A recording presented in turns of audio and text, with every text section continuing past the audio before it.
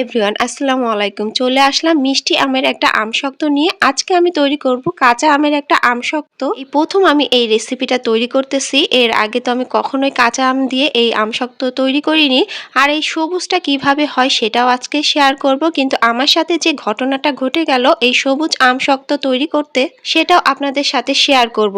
তো চলেন মূল রেসিপিতে। আমি গ্রামের বাড়ি থেকে যে আমগুলো নিয়ে আসছিলাম সেগুলো দিয়ে আজকে আমসত্ত্ব তৈরি করব। এগুলো একেবারে টাটকা আম, এই যে দেখতে পারছেন একেবারে টাটকা সতেজ। এগুলো আমি কালকেই নিয়ে আসছি আর আজকে আমসত্ত্ব দিব। এই যে আমগুলো আমি এভাবে করে কেটে নিলাম আর তারপর একে ভালোভাবে ধুয়ে জাল করে নিয়েছি। এই যে একেবারে এরকম। আর এরপরে এগুলো আমি ব্লেন্ড করে নিব যাতে এর মধ্যে কোনো রকম দানা যেগুলো আছে একেবারে না থাকে। দেন এরপরে আমি এটা সুন্দরভাবে ছেঁকে নেব। প্রথমে আমি একটা চালনি নিয়ে নিছিলাম আর এটা থেকে ভালোভাবে বের হচ্ছিল না, অনেক সময় লাগতেছিল।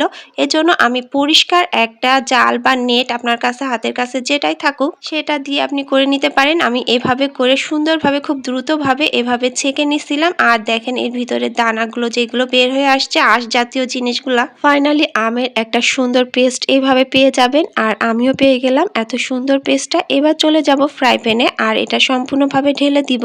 এরপর দিয়ে দেব পরিমাণ মতন চিনি আপনার যার যেমন পছন্দ তেমনটাই দিবেন। চিনি যেহেতু কম আমরা পছন্দ করি, কম পছন্দ না আসলে কম খাওয়াটাই এখন বেটার স্বাস্থ্যের জন্য। এভাবে আমি অল্প চিনি দিয়ে আমি জাল করে নিলাম।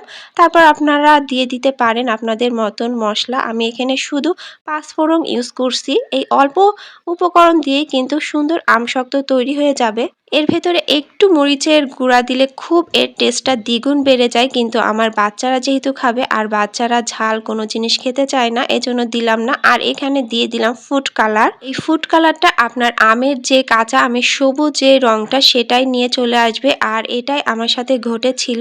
আমি এখানে ফুড কালার দিয়ে আমের পেস্টটা কিন্তু সবুজ করে নিয়েছিলাম, তো পরে যেটা ঘটলো সেটা পরে বলতেছি এখনই। আর দেখেন এভাবে জাল দিয়ে কিন্তু ফুটে ফুটে চারিদিকে উঠে যাচ্ছে আর সেটা হাতে লাগলে কিন্তু ফোসকা পড়ে যাবে, সেজন্য আমি ঢেকে রাখছি।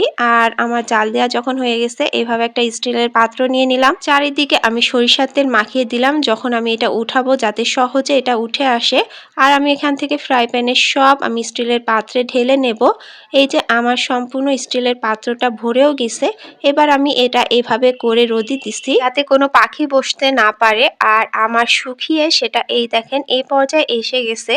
আমি দিছিলাম সবুজ, কিন্তু সেটা একেবারে লালও না, মানে লাল আর সবুজের মাঝখানে, মানে লালও বলতে পারবো না, দেখতেই পাচ্ছেন এরকম একটা রং আসছে। আমি চাইছিলাম একেবারে সবুজ একটা কালার আসবে আর আমি সেজন্য ফুড কালার দিছিলাম। আমার মনে হয় ফুড কালারের পরিমাণটা বেশি দিলেই সবুজ আসবে, কিন্তু কালার বলতে আসলে খাওয়া তো ঠিক না, এটা স্বাস্থ্যের জন্য অনেক ক্ষতিকর। আমার বাচ্চারা যেহেতু খাবে এই জন্য আমি অল্প ফুড কালার দিছিলাম, কিন্তু তখন কিন্তু পেস্টটা সবুজ ছিল। রোদে দিয়ে এমন একটা কালার চলে আসছে। মাশাআল্লাহ, আমার আমসত্ত্বটা কিন্তু অনেক সুন্দর ছিল। আর পরবর্তীতে কিন্তু টকটা ছিল না, মিষ্টি আমসত্ত্ব হয়েছিল। আমি পরে আরেকটু চিনি দিছিলাম অ্যাড করে, যেহেতু কম হয়ে গেছিলো খেয়ে দেখি টক। তো ফাইনালি আমার দারুণ একটা আমসত্ত্ব তৈরি হয়ে গেল, বাচ্চারা অনেক পছন্দ করছিল। আর এর থেকে একটা পাঁচফোড়নের ফ্লেভার চলে আসছিল যেটা খেতে আসলে অসাধারণ ছিল। দেন রেডি হয়ে গেল আমার কাঁচা আমের একটা মিষ্টি আমসত্ত্ব, ফাইনালি ডান।